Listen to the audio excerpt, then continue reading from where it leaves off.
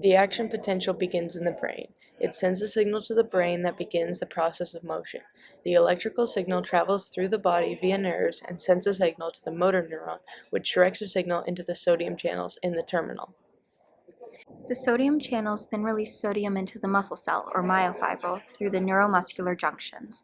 If the action potential or amount of sodium is strong enough, then it will signal to the sarcoplasmic reticulum on the end of the muscle cell to release calcium into T-tubules, which send the calcium into the H-zone of the sarcomere. The calcium then binds to troponin. The troponin is one of the two proteins that regulate muscle contraction.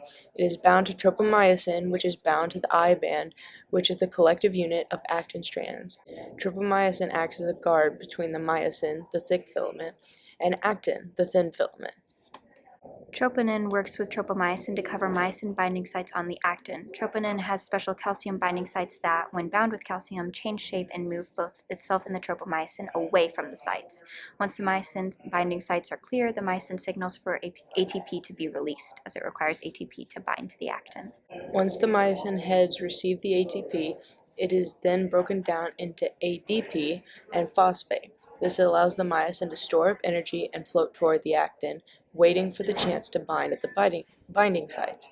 Once the troponin and tropomyosin are out of the way, the myosin head then reaches up and grabs onto the actin, creating a cross bridge by binding to it and pulling it towards the M line of the sarcomere. Many myosin heads do this in tandem, causing the muscle to contract as the thin filaments, the actin, move toward the middle of the sarcomere.